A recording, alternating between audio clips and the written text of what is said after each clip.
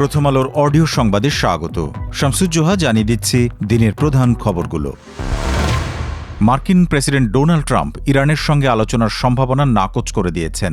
সামাজিক যোগাযোগ মাধ্যমে দেওয়া এক পোস্টে তিনি দাবি করেছেন যে যুক্তরাষ্ট্র এবং ইসরায়েলের যৌথ হামলা শুরু হওয়ার পর ইরান আলোচনার প্রস্তাব দিয়েছিল। তিনি বলেন, এখন ইরানের সঙ্গে আলোচনার সময় পার হয়ে গেছে।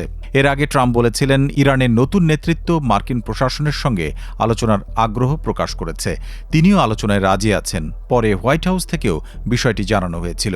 এদিকে ইসরায়েল এবং যুক্তরাষ্ট্রের যৌথ হামলায় ইরানে 787 জন নিহত হয়েছেন। দেশটির রেড ক্রিসেন্ট সোসাইটি এই তথ্য জানিয়েছে। এদিকে রিয়াদে অবস্থিত মার্কিন দূতাবাস সৌদি আরবের পূর্বাঞ্চলে একটি আসন্ন হামলার বিষয়ে সতর্কবার্তা জারি করেছে। সামাজিক যোগাযোগ মাধ্যমে দেওয়া এক পোস্টে দূতাবাস জানিয়েছে, দাহরানে ড্রোন বা ইউএভি হামলার আসন্ন হুমকি রয়েছে, দয়া করে কেউ মার্কিন কনসুলেটে আসবেন না। এর আগে মঙ্গলবার ভোরে সৌদি আরবের রাজধানী রিয়াদে অবস্থিত মার্কিন দূতাবাসে ভয়াবহ ড্রোন হামলার ঘটনা ঘটেছে। সৌদি আরবের প্রতিরক্ষা মন্ত্রণালয় সামাজিক যোগাযোগ মাধ্যম এক্সে দেওয়া এক বিবৃতিতে হামলার খবর নিশ্চিত করে। এরপর সৌদি দূতাবাস বন্ধ করে দেওয়া হয়েছে।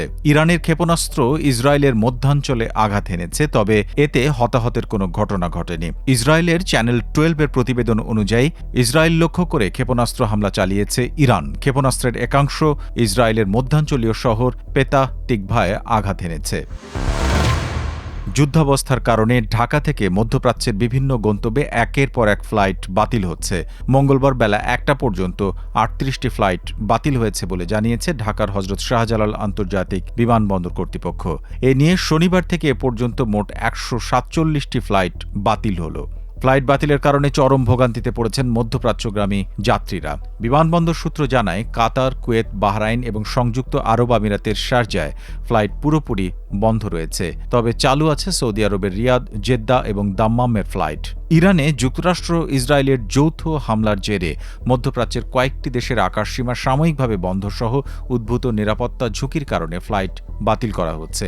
মঙ্গলবার দুপুরে শাহজালাল আন্তর্জাতিক বিমানবন্দরে গিয়ে মধ্যপ্রাচ্যগামী অনেক যাত্রীকে বাড়িতে ফেরত যেতে দেখা যায়। আবার অনেকে বিমানবন্দরে অপেক্ষা করছিলেন। তাঁরা বলছিলেন, বাতিল হওয়া ফ্লাইট আবার কখন চালু হবে সে ব্যাপারে নিশ্চিত করে কিছু জানেন না। পবিত্র ঈদ উল ফিতরের ছুটি আরও বাড়ানোর চিন্তাভাবনা করছে সরকার, তবে এখনও চূড়ান্ত কোনো সিদ্ধান্ত হয়নি। সংশ্লিষ্ট একটি সূত্র প্রথম আলোকে জানিয়েছে, এ বিষয়ে মন্ত্রিসভার বৈঠকে সিদ্ধান্ত হতে পারে। চাঁদ দেখার সাপেক্ষে 21 মার্চ পবিত্র ঈদ উল ফিতর হতে পারে। সম্ভাব্য এই তারিখ ধরে আগেই 5 দিনের ছুটির তারিখ নির্ধারণ করে রেখেছে জনপ্রশাসন মন্ত্রণালয়। সেই হিসেবে 19 থেকে 23 মার্চ পর্যন্ত এই ছুটি নির্ধারণ করা হয়েছে। এর মধ্যে 21 মার্চ ঈদ উল ফিতরের দিন সাধারণ ছুটি। এছাড়াও ঈদের আগে 19 এবং 20 মার্চ এবং ঈদের পর 22 ও 23 মার্চ নির্বাহী আদেশে ছুটি নির্ধারণ করা আছে। জনপ্রশাসন মন্ত্রণালয়ের একটি সূত্র প্রথম আলোকে বলেছে, জনগণের সুবিধার কথা বিবেচনা করে এই ছুটি বাড়তে পারে। এই সিদ্ধান্ত হবে মন্ত্রিসভার বৈঠকে, তাই তারা এখনই চূড়ান্ত কিছু বলছে না। 3 ধরনের যাত্রী মেট্রো রেল এবং দূরপাল্লার রেলের ভাড়ায় 25% ডিসকাউন্ট বা ছাড় সুবিধা পাবেন। তারা হলেন বয়স্ক ব্যক্তি, প্রতিবন্ধী এবং শিক্ষার্থী। তবে তাদেরকে যথাযথ আইডি কার্ড প্রদর্শন করতে হবে। মঙ্গলবার সচিবালয়ে প্রধানমন্ত্রী তারেক রহমানের সঙ্গে বৈঠক শেষে সড়ক পরিবহন ও সেতু, নৌ পরিবহন এবং রেলমন্ত্রী শেখ রবিউল আলম সাংবাদিকদের একথা বলেন।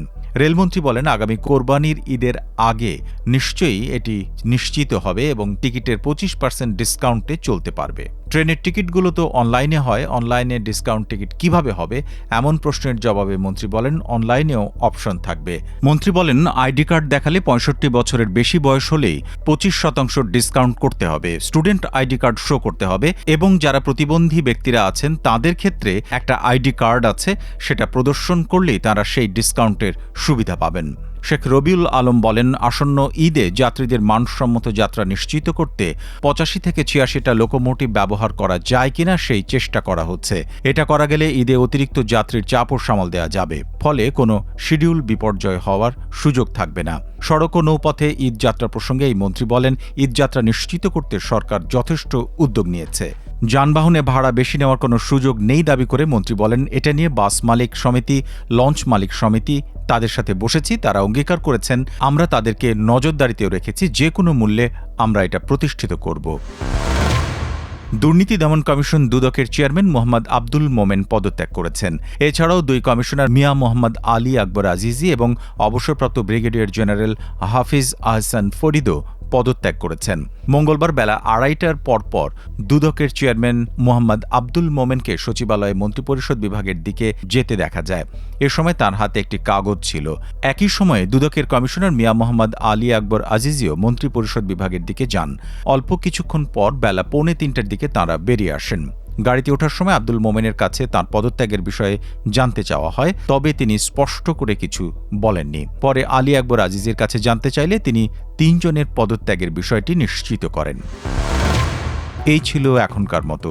প্রথম আলোর অডিও সংবাদ শুনুন আমাদের ইউটিউব চ্যানেল, ফেসবুক পেজ এবং আমাদের ওয়েবসাইট prothomalo.com-এ।